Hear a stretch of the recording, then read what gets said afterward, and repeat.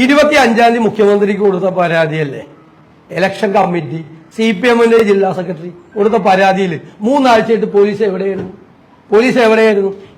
ഞാൻ ആദ്യമേ തന്നെ വ്യക്തമാക്കി, ഞങ്ങളുടെ ഭാഗത്ത് നിന്ന് ആരെങ്കിലും പ്രവർത്തകരോ നേതാക്കളോ ആരെങ്കിലും സ്ത്രീകളെയോ മറ്റുള്ളവരെയോ അപമാനിച്ചാൽ, അതായത് ബിലോ ദ ബെൽറ്റ് ഹിറ്റ് നടത്തിയാൽ ഞങ്ങൾ അതിനെ പ്രോത്സാഹിപ്പിക്കില്ല, ഞങ്ങൾ അതിനെ തള്ളിപ്പറയുക തന്നെ ചെയ്യും.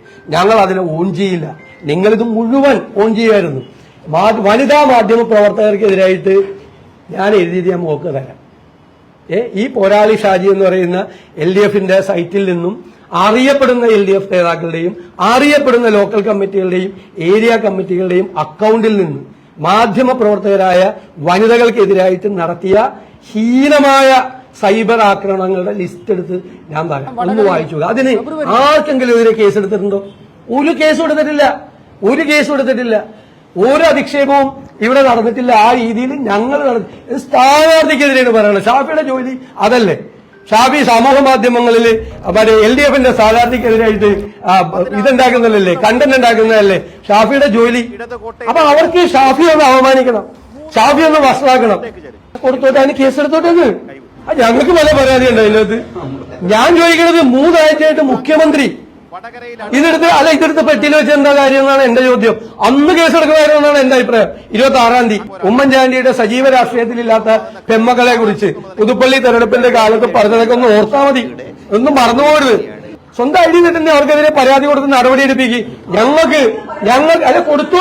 ഞങ്ങൾ ക്ലിയർ ആയിട്ട് പറഞ്ഞല്ലോ, ഇതിനെ ഒന്നും ഞങ്ങൾ CPM ചെയ്യുന്നത് പോലെ കുട പിടിച്ച് കൊടുക്കില്ല. ഞങ്ങളുടെ നിലപാട് വളരെ വ്യക്തമാണ്, ഒരു തരത്തിലും പോവില്ല. ഇത് തെരഞ്ഞെടുപ്പിന്റെ അവസാനം മുമ്പ് പറഞ്ഞ മാതിരി സ്ഥിരമായിട്ട് കൊണ്ടുവരികയാണ്. എന്നിട്ട് ബാക്കിയുള്ളവർക്കൊന്നും ആരും വൈകാരികമല്ലല്ലോ. PT തോമസിന്റെ കേസിൽ ഉമാ തോമസിന് ആ പ്രശ്നമില്ലല്ലോ, ലതിക സുഭാഷ് ഇല്ലല്ലോ, രമ്യ ഹരിദാസിന് ഇല്ലല്ലോ. എന്താണ് പരസ്യമായിട്ട് പാർട്ടി സംസ്ഥാന സെക്രട്ടറി ആയിരുന്നില്ല അന്ന് വിജയരാഘവൻ പറഞ്ഞത്? ഇത്ര മോശമായിട്ടാ പറഞ്ഞത്? ഞങ്ങൾ ആരെങ്കിലും സംസാരിച്ചിട്ടില്ല. ഈ അതിജീവനെ കുറിച്ച്, അവിടെ ആ നേഴ്സിനെ കുറിച്ച് എന്താ പറഞ്ഞത്? ആ നേഴ്സിനെ സത്യം റിപ്പോർട്ട് ചെയ്ത നേഴ്സിനെ 6 ദിവസം ആ മെഡിക്കൽ കോളേജിന്റെ മുമ്പിൽ ഇരുത്തിയില്ലേ? എന്തൊരു സ്ത്രീവിരുദ്ധ പ്രചരണമാണ് CPM നടത്തുന്നത്, CPM ഹാൻഡിലുകൾ നടത്തുന്നത്. കേരളത്തിലെ ഏതെങ്കിലും മാധ്യമ പ്രവർത്തകർ, എത്ര പേരുടെ പേര് വരണം? സിന്ധു സൂര്യകുമാർ, അഖില നന്ദകുമാർ, ഷാനി പ്രഭാകർ, എത്ര വനിതാ മാധ്യമ പ്രവർത്തകർ നിങ്ങളുടെ സഹോദരിമാർക്കെതിരെ കേട്ടാൽ അറയ്ക്കുന്ന, നമ്മുടെ വിനു വി ജോണിനെതിരായിട്ടൊക്കെ കേട്ടാൽ അറയ്ക്കുന്ന സാധനങ്ങൾ സ്വന്തം ഹാൻഡിൽ നിന്ന് ചെയ്യണ പാർട്ടിയല്ലേ? ഞങ്ങൾക്കൊന്നും അതിനൊന്നുള്ള സംവിധാനമില്ല. വല്ലവരും ഒറ്റയ്ക്ക് വല്ല സ്ഥലത്ത് ചെയ്തിട്ടുണ്ടെങ്കിൽ ഞങ്ങൾ അതിനെ ഓൺ ചെയ്യില്ല. ഞങ്ങളെ ശ്രദ്ധയിട്ടാൽ ഞങ്ങൾ അതിന് വേണ്ടിയിട്ടുള്ള നടപടി എടുക്കും, ഉറപ്പായിട്ടും. ഞങ്ങൾ ആരെങ്കിലും അങ്ങനെ എഴുതിയിട്ടുണ്ടെങ്കിൽ ഞങ്ങളുടെ ശ്രദ്ധയിൽപ്പെട്ട നടപടി എടുക്കും. താങ്കൾ പറഞ്ഞത് നിഷേധിക്കുകയല്ല. എല്ലാ പോസ്റ്റും നമ്മൾ കാണില്ല, എല്ലാവരുടെയും പോസ്റ്റിന്റെ അടിയിൽ അടിക്കുറിപ്പ് ആരൊക്കെ എഴുതിയെന്ന് നമ്മൾ കാണും. നമ്മൾ വളരെ കുറച്ചല്ലേ നമ്മൾ കാണുന്നുള്ളൂ, 1001-ലല്ലേ നമ്മൾ കാണുന്നുള്ളൂ.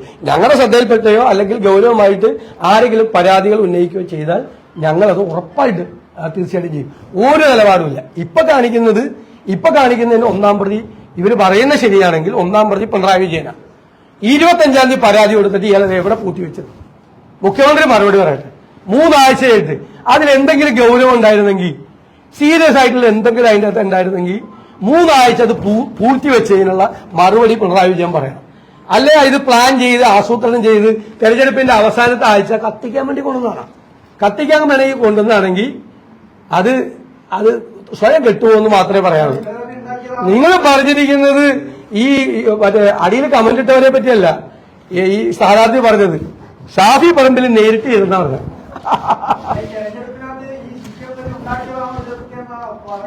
എറണാകുളത്ത് ഉണ്ടാക്കിയത് CPM തന്നെയായിരുന്നു. അത് അവസാനം മനസ്സിലായതുകൊണ്ട് ഇട്ടിട്ട് ഓടിയത്. അവരെന്തും ചെയ്യാൻ പഠിക്കാത്തവരാണെന്ന്. സ്വന്തം പാർട്ടി സെക്രട്ടറിയുടെ കട്ടിലിന്റെ അടിയിൽ കൊണ്ട് ക്യാമറ വെച്ചവർ പിന്നെ എന്താ ചെയ്യാൻ പഠിക്കാത്തത്?